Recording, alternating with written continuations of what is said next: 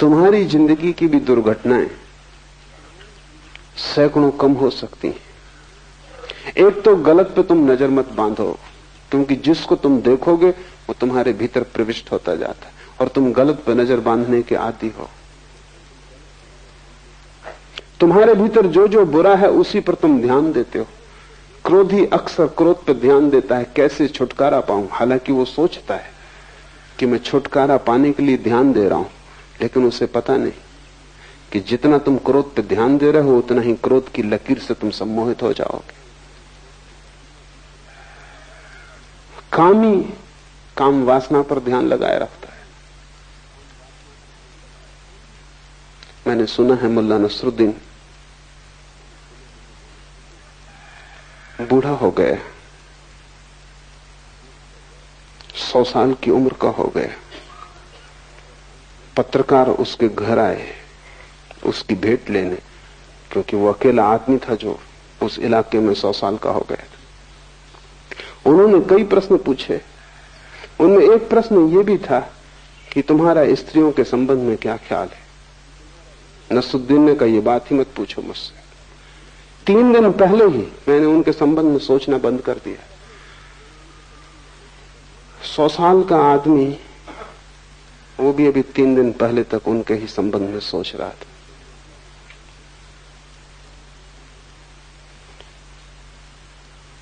स्त्री पकड़े रहेगी क्योंकि तुम उससे छूटना चाहते हो। वो तुम्हारा नकारात्मक मंत्र बन गया। तुम जिससे छूटना चाहते हो उससे तुम छूट ना पाओगे। गलत को देखने अगर तुम लग गए तो तुम गलत पर ध्यान कर रहे हो। महावीर ने ध्यान के 4 रूप कहे, 2 गलत 2 सही। दुनिया में किसी भी आदमी ने गलत को ध्यान नहीं कहा है, महावीर ने कहा है। मनोवैज्ञानिक उनसे राजी होंगे। उन्होंने कहा गलत ध्यान भी ध्यान तो है ही, जिससे क्रोध ही ध्यान मग्न हो जाता है, क्योंकि क्रोध में सारी दुनिया मिट जाती। क्रोध में चित्त एकाग्र हो जाता है, इसलिए क्रोध में बड़ी शक्ति आ जाती है। तुमने कभी ख्याल किया, क्रोधी आदमी अपने से दुगने ताकतवर आदमी को उठा के फेंक देगा क्रोध में। होश में होता, क्रोध में होता तो 25 दफा सोचता कि इस आदमी से झंझट लेनी कि नहीं, दुगना ताकतवर है। क्रोध में आदमी बड़ी से बड़ी चट्टान सरका देता है, होश में सोच भी नहीं सकता। क्रोध में आदमी कुछ भी कर लेता, क्रोध में सारी शक्ति जग जाती। क्या होता है, बटती हुई शक्ति जो सब तरफ जा रही थी एकाग्र हो जाती। जैसे किरणें सूरज की इकट्ठी हो जाएं तो आग पैदा हो जाती, ऐसा क्रोध में चित्त इकट्ठा हो जाता है, आग पैदा हो जाती। महावीर ने उसको भी ध्यान कहा है। महावीर ने कहा आर्त और रौद्र 2 गलत ध्यान है। दुख में भी आदमी ध्यान मग्न हो जाता है।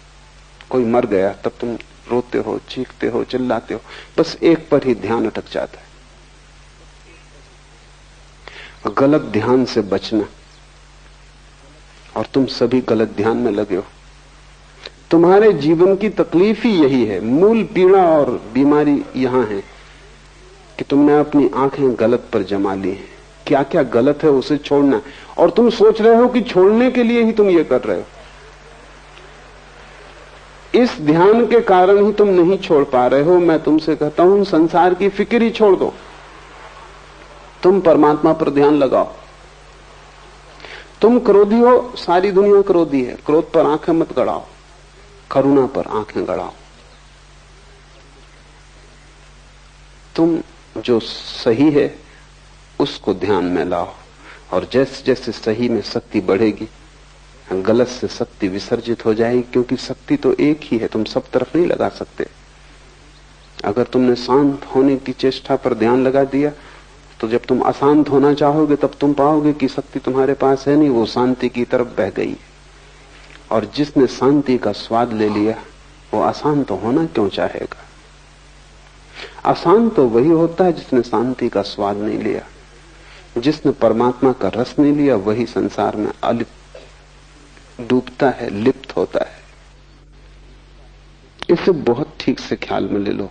नकार से बचना, नहीं से बचना। बुरे को छोड़ने की फिक्र ही मत करना, क्योंकि छोड़ने में ही तुम सम्मोहित हो जाओगे और बुरे को तुम कभी भी न छोड़ पाओगे। जिसको भी हम छोड़ना चाहते हैं उसमें एक पकड़ आ जाती है। मैंने सुना है एक आदमी एक होटल में मेहमान हुआ, मैनेजर ने कहा हम दे ना सकेंगे कमरा तो खाली है, लेकिन उसके नीचे एक आदमी ठहरे हुए, वो बहुत उपद्रवी है, जरा सी भी आवाज ऊपर हो गई तो वो बखेड़ा खड़ा कर देंगे। उनकी वजह से उनके ऊपर का कमरा हमने खाली ही छोड़ दिया है।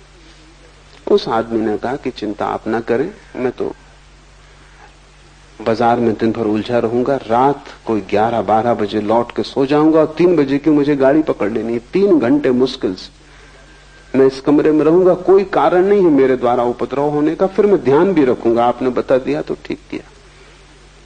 वो आदमी 12 बजे थका मांदा बाजार से काम करके लौटा, बिस्तर पर बैठा, एक जूता छोड़ के उसने पटका, फर्श पे गिरा तो उसे ख्याल आया कि कहीं उस आदमी की नींद न टूट जाए, तो उसने दूसरा चुपचाप रख के वो सो गया।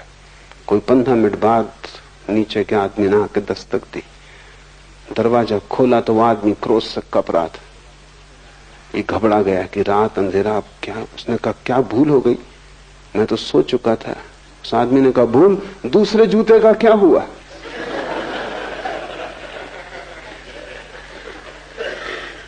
पहला गिरा, मैंने कहा आ गए, फिर दूसरे का क्या हुआ? मैं सो ही नहीं पा रहा हूं, वो दूसरा जूता सिर पर लटका हुआ है, तो पूछ लूं, पता चल जाए, निश्चिंतता हो।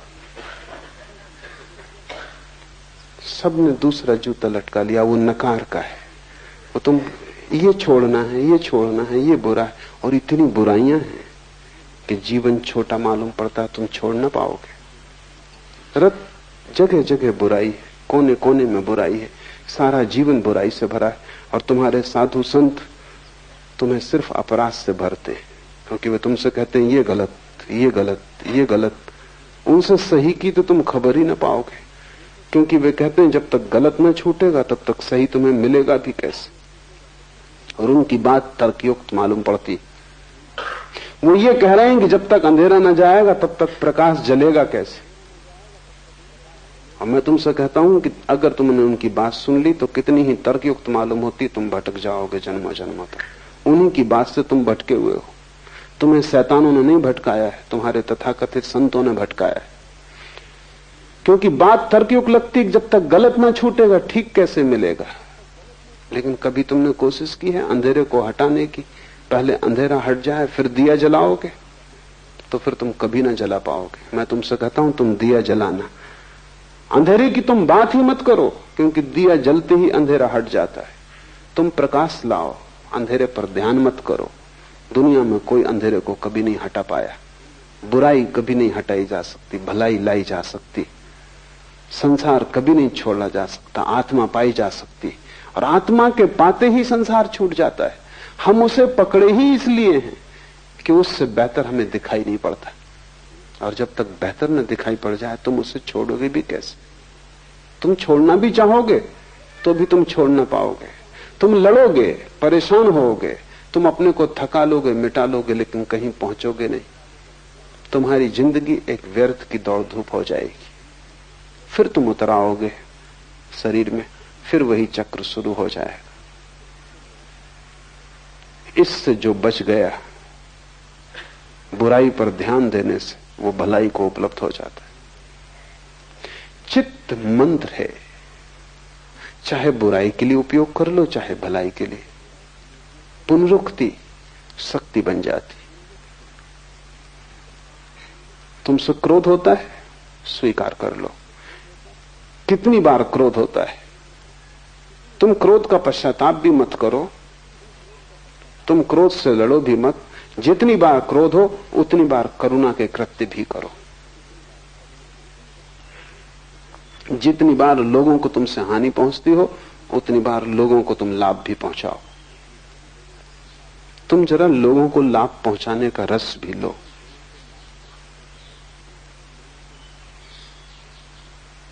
बुराई के लिए अपने को दंड मत दो, भलाई का पुरस्कार भोगो। बुराई के लिए अपने को कष्ट मत दो, थोड़ा भला करो, उसका स्वाद लो। अगर तुमसे किसी के प्रति गाली निकल गई है तो जाके किसी की प्रशंसा करो, किसी की गुण को भी गाओ। गाली का रस तुमने काफी लिया है, अब किसी के गुण ग्राहकता का रस भी लो। कांटों से मत उलझो, वो हैं, ध्यान फूलों पर दो। एक दफा कांटों से तुम उलझ गए तो फूलों तक तुम पहुंच ही ना पाओगे, कांटे बहुत हैं। और जब तक तुम पहुंचोगे तुम इतने लहूलुहान हो जाओगे कि फूल भी तुम्हें सुख न दे सकेंगे, और फूलों का भी जो स्पर्श है वो तुम्हें पुलकित ना करेगा। तुम घावों से भर गए होगे, फूल भी कष्ट देंगे, क्योंकि घाव अगर पहले से ही लगा हो तो फूल भी पीड़ा देगा। कांटों पर ध्यान मत दो, ध्यान फूल पर दो। और अगर तुम फूल के रस में डूब गए तो तुम एक दिन पाओगे कि कांटे हैं ही नहीं, क्योंकि फूल के रस में जो डूब जाए उसे कांटा भी चुभ नहीं सकता। असली सवाल फूल के रस में डूबने का है, विष में विमुक्त हो जाने का है। असली बात परमात्मा की शराब पी लेने का है, तब तुम्हें इस संसार की शराब में आकर्षित न करेंगी। अन्यथा तुम लड़ोगे उन्हीं से और उन्हीं से पराजित होोगे। बुराई से जो लड़ता है वो बुराई से पराजित होता है।